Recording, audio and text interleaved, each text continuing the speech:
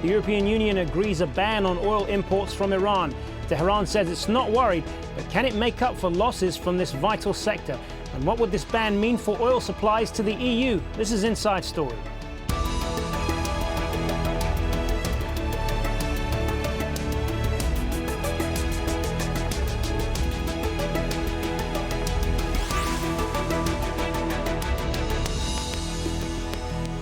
Hello and welcome to the programme. I'm Hazem Seeker. Well, they've called it an agreement in principle. The European Union have said they will ban oil imports from Iran, a move quickly shrugged off by the Islamic Republic. Iran exports around 18% of its oil to the European Union, the second biggest destination after China. And though unclear when the ban would start, with oil revenues making up 80% of Iran's revenue, it is a move likely to hit the country's economy hard. Caroline Malone has more. While European nations work out the details of an oil embargo on Iran, Turkish officials are visiting the country they rely on for a third of oil imports. They don't want to be part of growing action against Tehran for its nuclear program and what some say is the development of nuclear weapons. Meanwhile, another country is offering the EU options. Officials say the first shipment of oil out of Libya since March has set sail to a European country. We were able to receive the first ship, and we were able to export the first shipment of crude oil via El Cedar port, despite the difficulties that faced the crew. Exports of crude oil from Libya were on hold during the war, but Libyan leaders hope to increase oil output to pre-conflict levels of 1.6 million barrels a day by the middle of the year. But that's no match for Iran's production of 3.6 million barrels of oil a day. There may be a grace period for an EU embargo on Iranian oil, giving refiners time to find alternatives. Saudi Arabia says it's prepared to increase oil output to make up for any shortfall. Iran still has buyers in Asia, including China, India, Japan and South Korea. But the largest buyer of Iran's oil, China, opposes sanctions against Iran. Maybe if there are enough pressure, notably on Japan and South Korea, maybe they too will decide to join the sanctions. US Treasury Secretary Timothy Geithner is due to travel to China and Japan next week. China is also extending cuts in Iranian oil imports. But Beijing may be more interested in haggling over prices than pressuring Iran. Caroline Malone, Al Jazeera. So what impact would an EU oil embargo on Iran have on the country? Well, joining me to discuss this now, we're joined by our guests in Brussels, Michael Mann, spokesperson for Catherine Ashton, the European Union Foreign Policy Chief. In London, we have Mark Fitzpatrick, Director of the Non-Proliferation and Disarmament Programme at the International Institute for Strategic Studies. And also joining us in London, Manouchehr Takin, Senior Energy Analyst at the Centre for Global Energy Studies. Welcome all three of you. Michael Mann, if I could start with you. Now, what was the rationale in making this decision? Because you must be aware of the potential impact this is going to have on a number of European economies, which it's fair to say are not in the best of shape themselves, particularly countries like Greece, which rely on Iran for about 22% of their oil imports. Well, first of all, let me just be absolutely clear on this. We haven't yet come to a decision. There have been reports that a decision has been taken. That is not strictly true. Basically, what's happened is that we've said, the EU leaders have said, the foreign ministers have said back in December that we would be intensifying our sanctions against Iran. And one of the things we're considering is restrictions on Iranian oil. But we haven't yet come to a final decision. There's a lot of details to be thrashed out before that happens. That will probably happen by the end of this month. Your question about what is the rationale, it is clear that the European Union and the international community is keen to put extra pressure on the Iranian regime. We had the very worrying report from the International Atomic Energy Agency back last year that did point very clearly to the fact that the Iranian nuclear program had certainly some military uses in mind, and so we are, as part of the international community, attempting to put pressure on the regime. I should stress we're not wanting to put pressure on the Iranian people. It's targeted very much at the regime. And again, you make the point, what will this do to European economies? You know, whenever we take sanctions against a country, we always make sure that there are other sources for our own economies. And so, we had an embargo recently against Syrian crude oil, and we found other sources to fill the gap. So that won't, in our view, be an issue. Just want to pick up on something that you said a little earlier when you said that this isn't designed to hurt the Iranian people. But the fact is, any adverse effects on the Iranian economy will directly impact the people there. And do you run the risk as well from a political standpoint of hardening Iran's resolve to the point where they just dig their heels even further and continue to push ahead with their nuclear program? Well, we have, first of all, we always make the point, and this is very much our policy in terms of sanctions against any country, that it is against the regime that is causing the problems and not against the people. We have what we call a twin track approach on Iran. That means that while we are ratcheting up the sanctions against the Iranian regime, we're also open to discussions with the Iranians. We have Catherine Ashton has sent a letter to Dr. Jalili in Iran back in October saying that we are open to discussions. We have proposals on the table. If the Iranians want to come and prove to the international community that their nuclear program is for peaceful means, we are open to listen to them, but they have to seriously react to our letter, come back with a response to what we've put on the table, and then we can get discussions going. So twin track approach, ratcheting up the economic pressure on the regime and at the same time open for discussions. There is a fear as well, Michael Mann, that Iran, if it is pushed into a corner, the potential risk for miscalculating the effects of this could be greater as well. I mean, they said earlier in the week that they would be prepared to close off the Straits of Hormuz. We don't know at this point if that's bluster or not, but the potential is there, isn't it?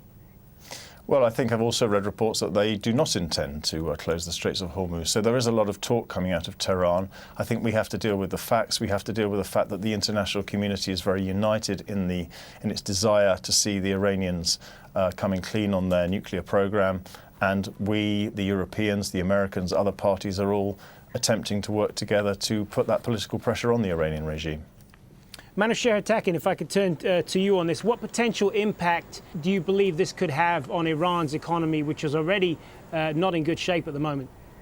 Well, Iran will be able to sell its oil, if not to the Europeans, would sell it to other countries, Chinese, Indians, so you're quite and confident the rest. that they can just pick up the slack somewhere else?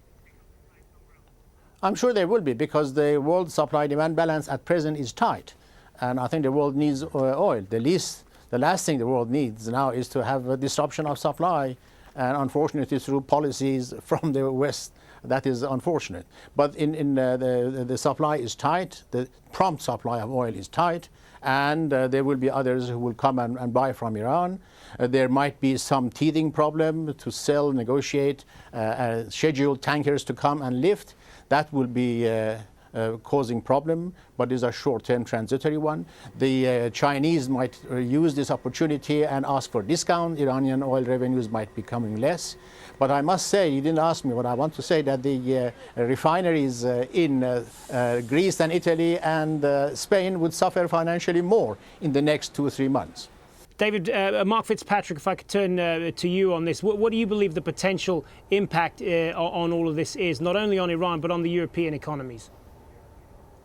Well, the impact will be much greater on Iran's economy than on Europe's.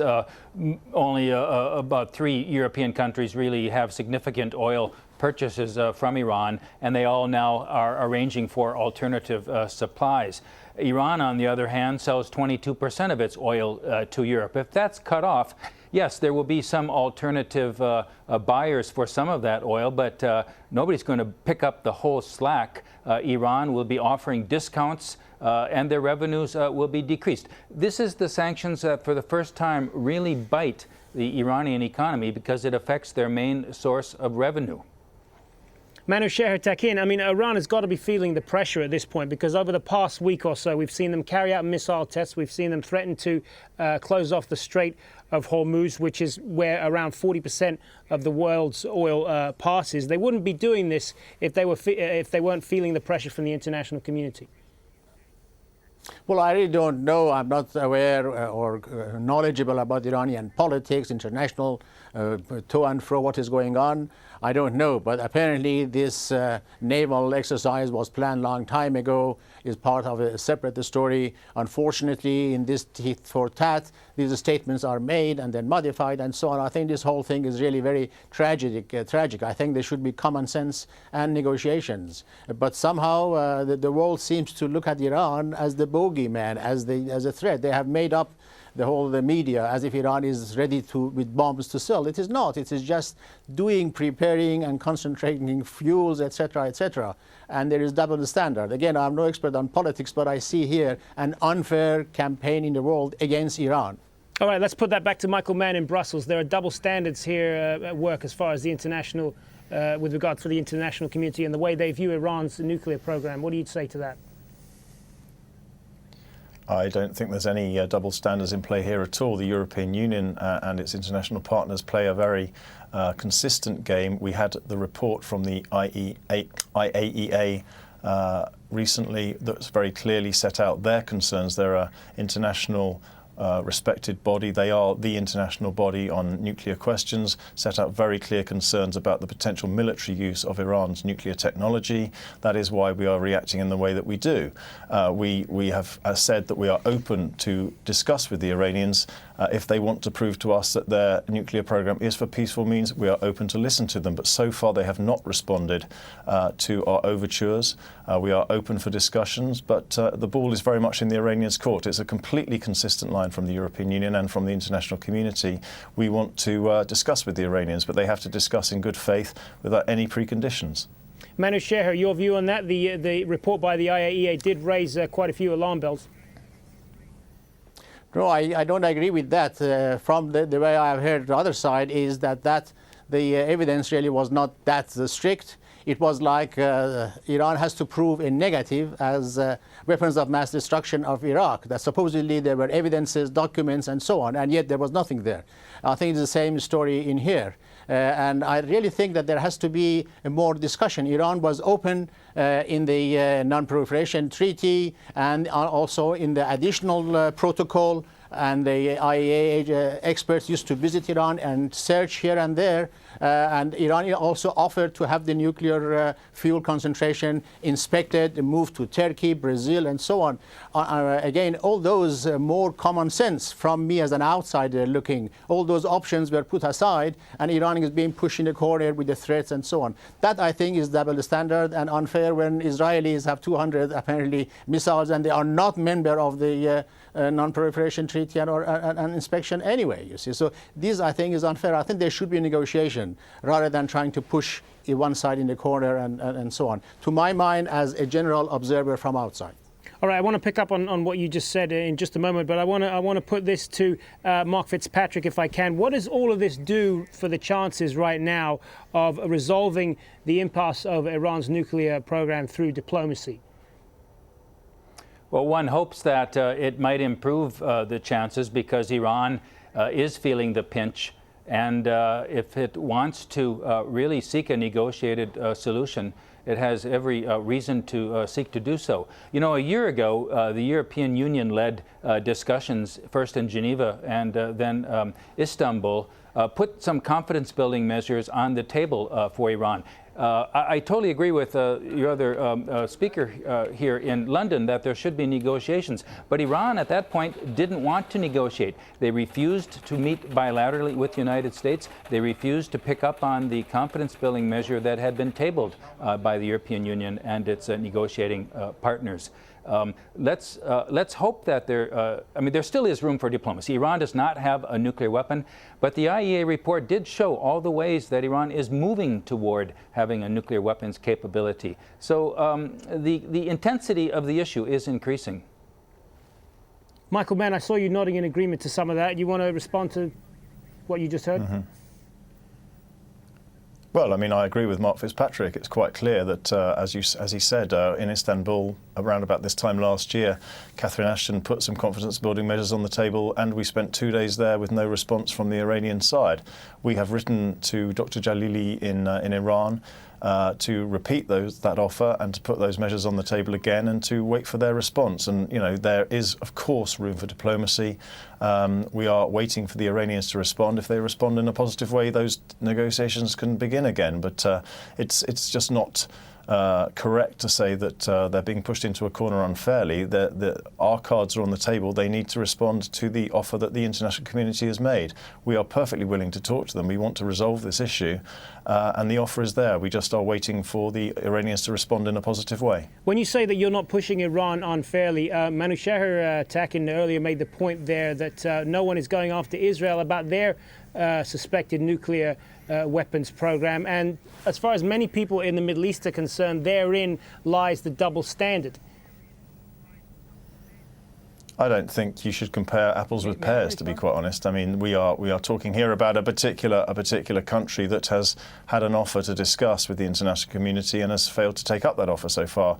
There have been good contacts in the past, and we hope that they can be taken up again, and that we can talk about this in a mature and open way, and then we can resolve the problems. I mean, we are, as an international community, reacting to what the IAEA has said and the concerns that they, an internationally recognised body, has made.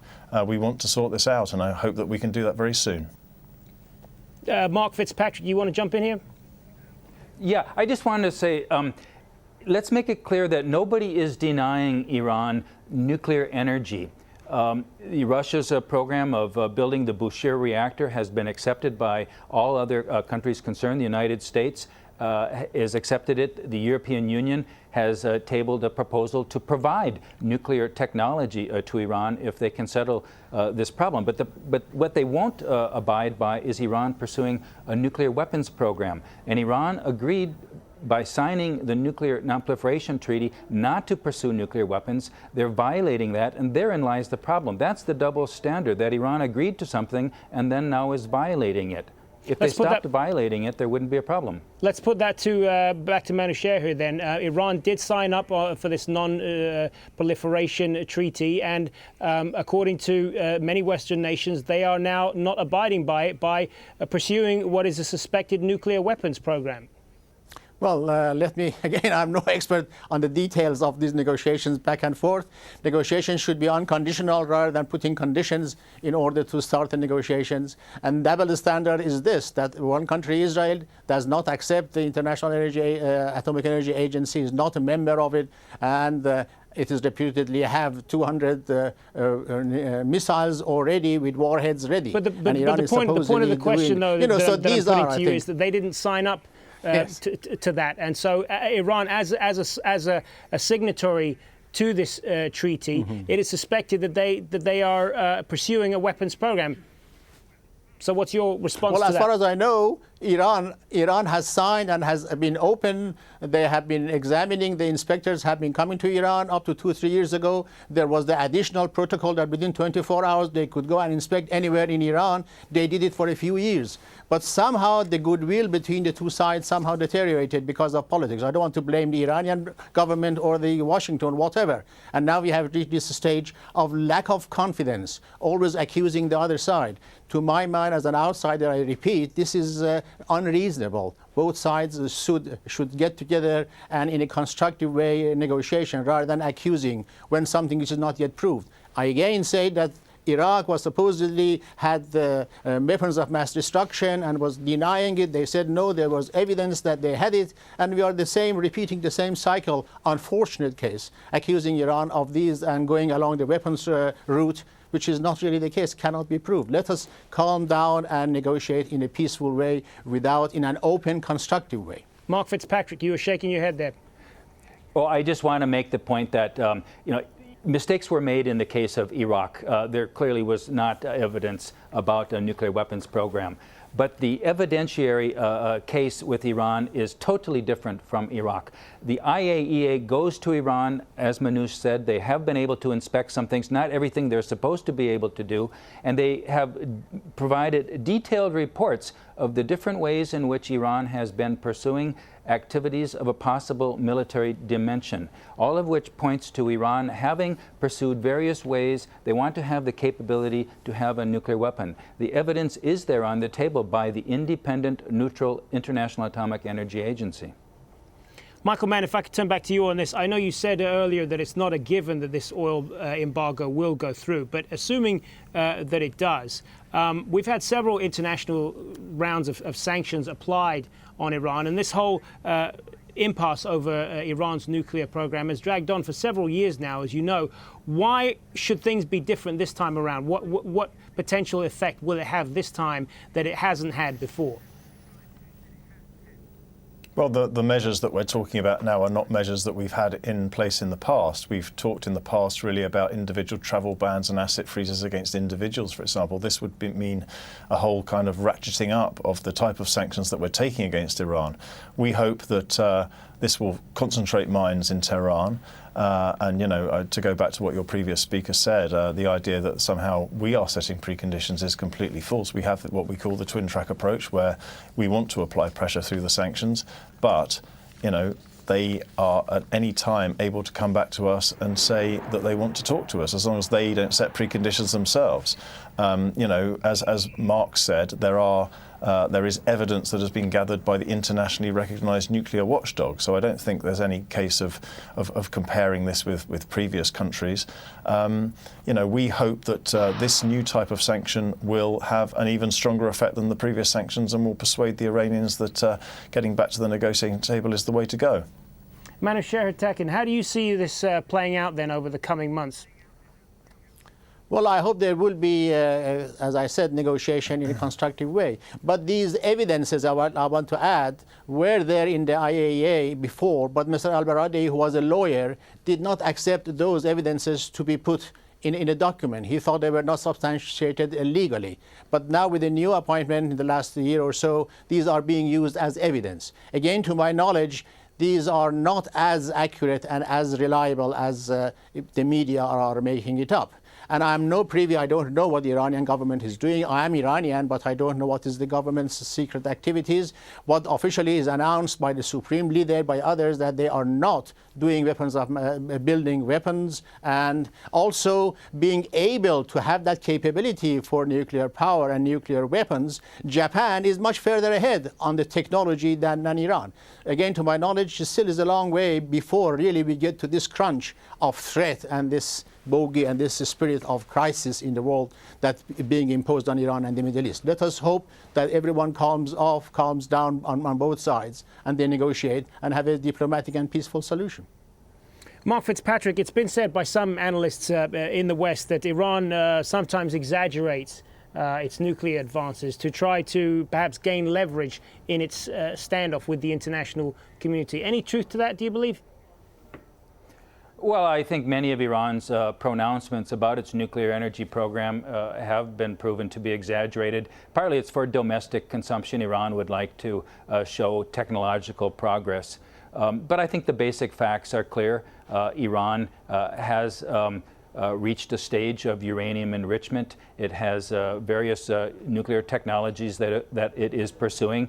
Many of them have a civilian purpose. I don't deny that Iran has a civilian nuclear program. It denies that it is pursuing military capabilities, but the evidence is pretty clear that it has, at least up until 2004, and in some ways continued beyond that to explore various technologies that don't have a civilian purpose but are for a military purpose. And that's what everyone was so concerned about by the IAEA report of November. So how do you think this will play out then over the coming months? Do you think that this will reach a breaking point one way or the other, or will we see this saga continue to drag on? I think the crisis is going to escalate this year.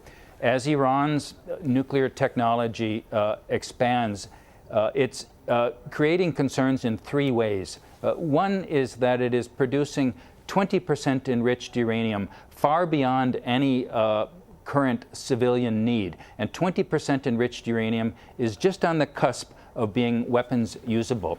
The more it produces of that 20% level, the greater the concern will be. And this 20% enriched uranium, by the way, was why one earlier effort by Brazil and Turkey to moderate a solution wasn't successful because it ignored the 20% problem. Iran is also introducing more capable centrifuges, capable of producing enriched uranium up to four times more efficiently. And thirdly, Iran is starting to move centrifuges inside a well-defended facility inside a mountain at Fordow near the holy city of Qom. These three developments will increase the concern, particularly by Israel, that Iran will be nearing a point of no return. I'm worried about what this year will hold. That is going to have to be the last word, but I want to thank all three of our guests, Mark Fitzpatrick, Michael Mann, and Manouchehr Takin. Good to get your thoughts. Thank you. Well, that's it from us. Remember, you can join the conversation online. Just email your thoughts to us at insidestory@aljazeera.net. I'm Hazem Seeker. Thanks for watching. Bye for now.